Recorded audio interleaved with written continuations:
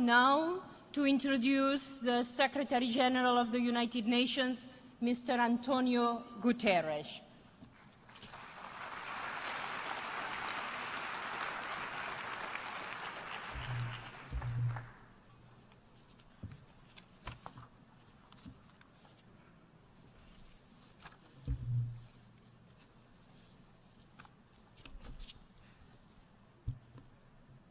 Excellencies, ladies and gentlemen, today is a day to remember, reflect and look forward. We are here to honor the victims of the Holocaust, an unparalleled crime against humanity. And we are together to mourn the loss of so many and of so much. The world has a duty to remember that the Holocaust was a systematic attempt to eliminate the Jewish people and so many others. And I'm humbled by the presence here today of Holocaust survivors. Thank you for bearing witness across 7 decades so that others may live in dignity. There is no better education for the future than the guarantee that we will always be able to remember the past and to honor the victims of the tragedies of that past. I would like to pay tribute to one survivor in particular, Elie Wiesel, who passed away last year.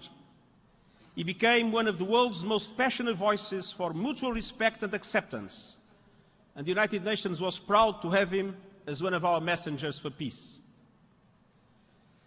It would be a dangerous error to think of the Holocaust as simply the result of the insanity of a group of criminal Nazis. On the contrary, the Holocaust was the culmination of millennia of hatred and discrimination targeting the Jews, what we now call anti-Semitism. Imperial Rome not only destroyed the temple in Jerusalem, but also made Jews pariahs in many ways. And the attacks and abuse grew worse through the triumph of Christianity and the propagation of the idea that the Jewish community should be punished for the death of Jesus.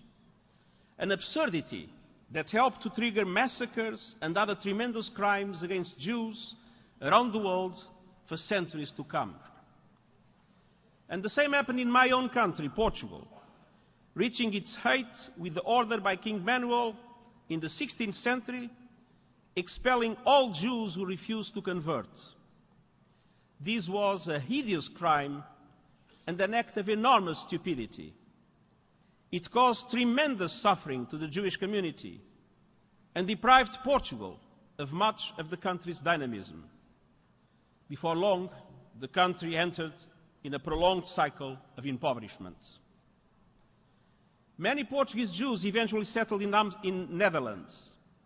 Lisbon's loss was Amsterdam's gain, as the Portuguese Jewish community played a key role in transforming the Netherlands into the global economic powerhouse of the 17th century.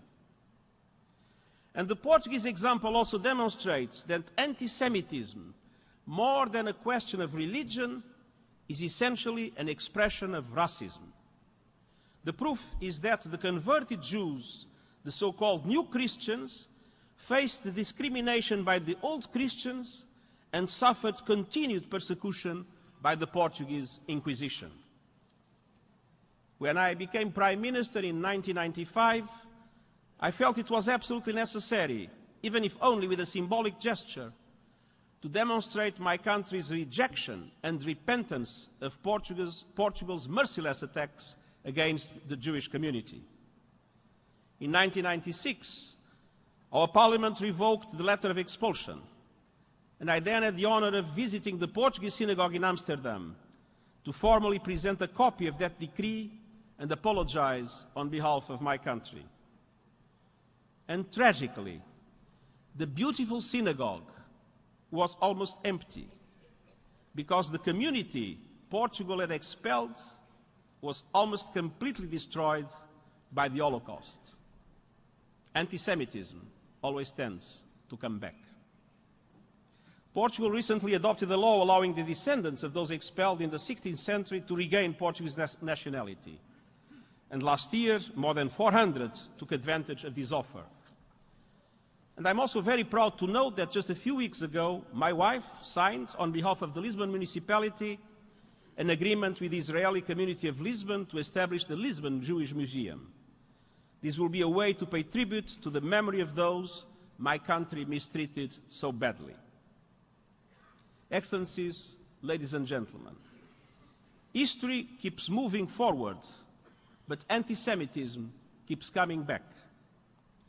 The renowned scholar Simon Schama has noted that in the 19th century, Jews were even blamed for modernity, including for disasters of international finance in which they themselves were among the first victims.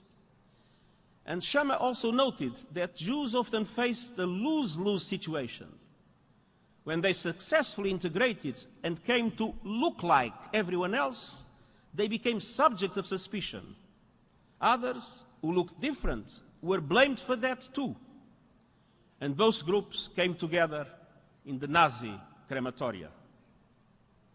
After the Holocaust, the world seemed eager to find a more cooperative path. The founding of the United Nations was an expression of that moment.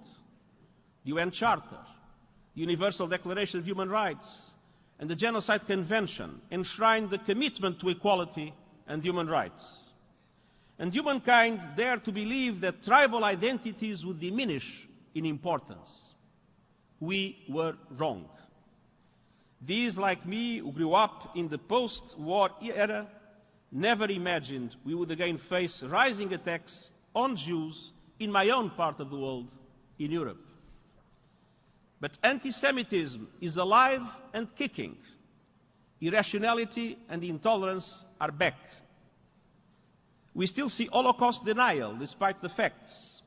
And there is also a new trend of Holocaust revisionism, with the rewriting of history and even the honoring of disgraced officials from those days. Hate speech and anti-Semitic imagery are proliferating across the internet and social media. Violent extremist groups use anti-Semitic appeals to rouse their forces and recruit new followers. And all this is in complete contrast to tolerance, the primacy of reason, and universal values. Moreover, as the former Chief Rabbi of the United Kingdom, Lord Jonathan Sacks, said last year, the hate that begins with Jews never ends with Jews. Today we see anti-Semitism, along with racism, xenophobia, anti-Muslim hatred, and other forms of intolerance triggered by populism. And I'm extremely concerned that the discrimination faced by minorities, refugees, and migrants across the world. I find the stereotyping of Muslims deeply troubling. A new normal of public disclosure is taking hold, in which prejudice is given a free pass and the door is open to even more extreme hatred. Excellencies, ladies and gentlemen, steps from this chamber, you will find a powerful exhibition on Nazi propaganda. It is called State of Deception, and is the product of our fruitful partnership with the United States Holocaust Memorial Museum. As this exhibition details, propaganda helped erode the bonds of humanity. The word Jewish was used constantly in association with society's ills. Hardship and instability created fertile ground for scapegoating. It's true, many citizens disapproved of discrimination, but the majority accept such sentiments, even if only passively. Ultimately, indifference prevailed, dehumanizing took hold, and the descent into barbarity was quick. These are lessons for our time too. We need to be vigilant. We need to invest in education and youth.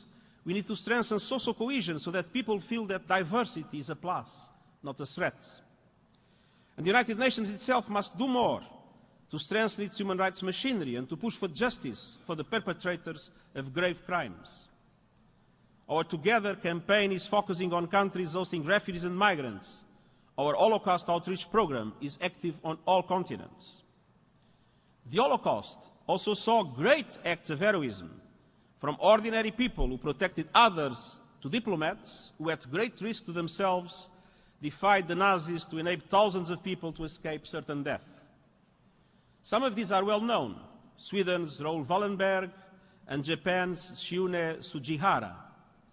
Some are less so: Iran's Abdollah Hossein Sardari, and I'm proud to say, Portugal's consul in Bordeaux, Aristides de Sousa Mendes. Today, we can be inspired by many cooperative efforts to bring diverse groups together, and we need to deepen this solidarity. After the horrors of the 20th century, there should be no room for intolerance in the 21st. And I guarantee you that as Secretary General of the United Nations, I will be in the front line of the battle against anti-Semitism and all other forms of hatred. And that is the best way to build a future of dignity and equality for all, and the best way to honor the victims of the Holocaust, we will never allow to be forgotten. Thank you very much.